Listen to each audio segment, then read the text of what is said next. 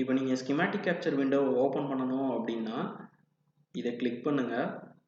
So இதை click பண்ணோன்னே இங்கே பார்த்தீங்க அப்படின்னா உங்களுக்கு இன்னொன்று ஒரு விண்டோ வந்து ஓப்பன் ஆயிடுச்சு. ஸோ இதுதான் வந்து அந்த ஸ்கிமேட்டிக் லேஅவுட்டோட ஷீட்டு. ஸோ இந்த ஷீட்டில் வந்து நம்ம இங்கே இப்போ ஜூம் பண்ணணும் அப்படின்னா நம்ம மவுஸில் இருக்கிற ஸ்க்ரோல் பட்டனை வந்து நீங்கள் அட்ஜஸ்ட் பண்ணீங்க அப்படின்னாலே ஜூம் இன் ஜூம் அவுட் வந்து ஆகும். ஸோ இப்போ ஜூம் இன் பண்ணணும் அப்படின்னா ஸ்க்ரோல் பட்டனை நான் முன்னாடி நாட்டினேன், ஜூம் இன் ஆயிடுச்சு. ஸோ ஜூம் அவுட்னா இப்படி பண்ணிங்கன்னா ஜூம் அவுட் ஆயிரும். ஸோ இந்த இடத்துல வந்து நம்ம டீட்டெயில்ஸ்லாம் நம்ம வந்து கொடுத்துக்கலாம். ஸோ டைட்டில் என்ன, சைஸ் என்ன சைஸில் இருக்குது, டேட்டை நம்ம என்னைக்கு பண்ணோம், இது வந்து ரிவிஷன். ஸோ இது எப்படி நம்ம கொடுக்கணும் அப்படின்னா நீங்கள் இந்த இதை கிளிக் பண்ணீங்க அப்படின்னா போதும், எடிட் பேஜ் செட்டிங்ஸ்னு காமிக்கும். ஸோ அந்த ஆப்ஷனை கிளிக் பண்ணிவிட்டு இந்த இடத்துல நான் ஃபஸ்ட்டு டைட்டில் கொடுக்குறேன். ஸோ டைட்டில் வந்து டெஸ்ட் அப்படின்னு நான் கொடுக்குறேன்.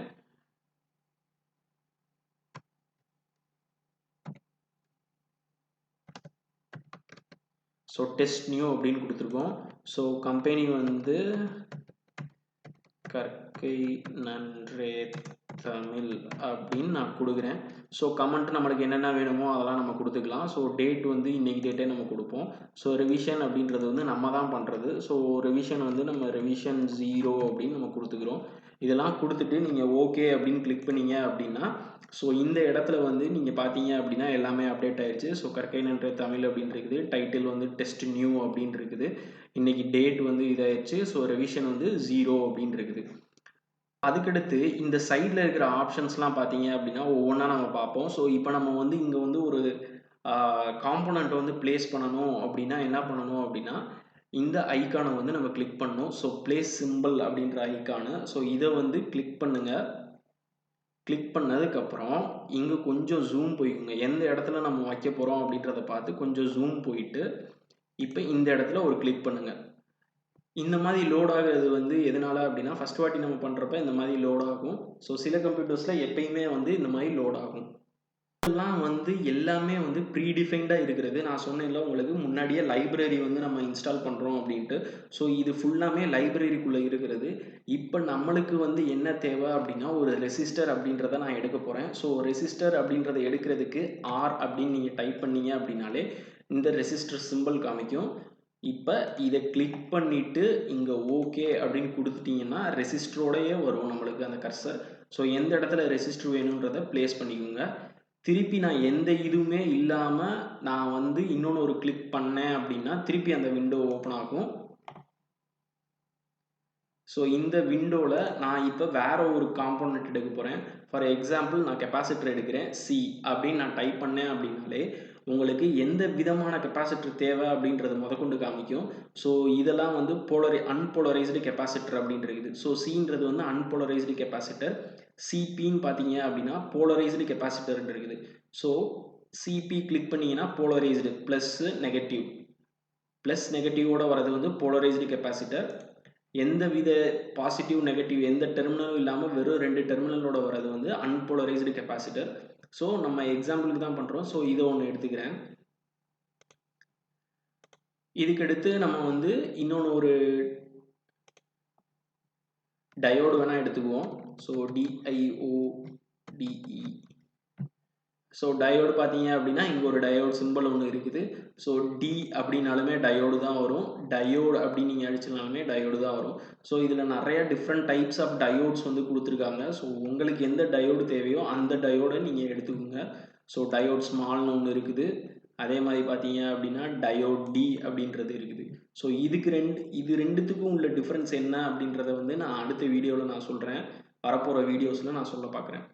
ஸோ இங்கே வந்து டியை வந்து கிளிக் பண்ணிட்டேன். ஓகே, ஸோ இது எல்லாமே நம்ம ஒன்று தான் எடுத்துருக்கோமே தவிர இப்போ நான் இதவே வந்து எனக்கு 2-3 வேணும், எனக்கு இப்போ 2 ரெசிஸ்டர் வேணும் அப்படின்னா இந்த கர்சரை வந்து ரெசிஸ்டர் மேலே வச்சுட்டு சி அப்படின்னு அமுக்கினீங்க அப்படின்னா காப்பி ஆயிடுச்சுன்னு அர்த்தம். இப்போ மூவ் பண்ணீங்க அப்படின்னா இன்னொன்று ஒரு ரெசிஸ்டரோட மூவ் ஆகும். ஸோ இன்னொன்று ஒரு ரெசிஸ்டர் நீங்கள் அப்படி வச்சுக்கலாம். ஸோ அதே மாதிரி தான் இந்த இடத்துலையும். ஸோ லைட்டாக இதுக்கு பேர் ஹோவர் அப்படின்னு சொல்லுவாங்க. மவுஸை வந்து மூவ் பண்ணி அதுக்கு மேலே வச்சு சி அப்படின்னு ப்ரெஸ் பண்ணிவிட்டு திருப்பி மவுஸை நகட்டினீங்க அப்படின்னா அதுவே வரும். ஸோ இந்த மாதிரி தான் நம்ம எல்லா காம்போனன்ட்ஸையும் நம்ம இதில் இருந்து நம்ம எடுக்க போகிறோம். பிளேஸ் சிம்பிள் அப்படின்ற ஐக்கானில் இருந்து நம்ம எடுக்க போகிறோம்.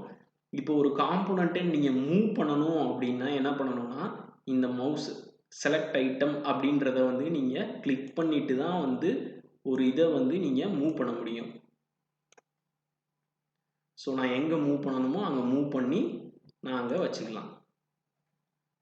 இப்போ அடுத்தது வந்து என்ன அப்படின்னா, நான் இப்போ இதுக்கு எல்லாத்துக்குமே வந்து லைன்ஸை வந்து கனெக்ட் பண்ணணும். ஸோ லைன்ஸ் எப்படி கனெக்ட் பண்ணுறது அப்படின்னு பார்த்தீங்க அப்படின்னா, இங்கே க்ரீன் கலர் ஒயர் இருக்குது. ஸோ அதுக்கு பேர் பிளேஸ் ஒயர் அப்படின்ற ஒரு ஐகான் நேம் கொடுத்துருக்காங்க.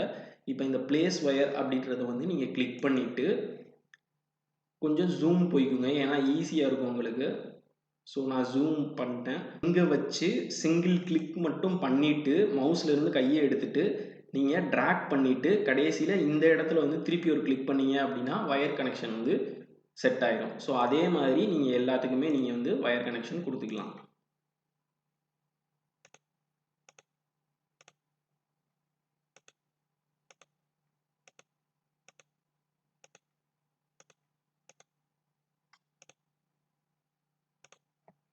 ஸோ காம்போனன்ட்ஸ் எல்லாத்தையுமே நான் இப்போ வந்து கனெக்ட் பண்ணிட்டேன். அதுக்கடுத்து நம்ம என்ன பண்ணணும் அப்படின்னா, இந்த ரெசிஸ்டர், டயோட்ஸ், கெப்பாசிட்டர் இது எல்லாத்துக்குமே அனோட்டேட் அப்படின்னு ஒரு ஆப்ஷன் இருக்குது. ஸோ நம்ம வந்து அனோட்டேட் பண்ணணும். ஸோ அனோட்டேட் பண்ணீங்க அப்படின்னா உங்களுக்கு இந்த ஆர் கொஸ்டின் இருக்குது பார்த்தீங்களா, இது எல்லாத்துக்குமே ஒரு நம்பர் வந்து அசைன் ஆகும். ஸோ இதுதான் அந்த அனோட்டேட் ஸ்கிமேட்டிக்ஸ் அப்படின்றது. ஸோ இதை கிளிக் பண்ணுங்கள். கிளிக் பண்ணிவிட்டு நீங்கள் ஜஸ்ட் அனோட்டேட்டுன்னு கொடுத்தீங்கனாலே போதும். அது எல்லாமே நார்மலாக இருக்கிற செட்டிங்ஸ் தான்.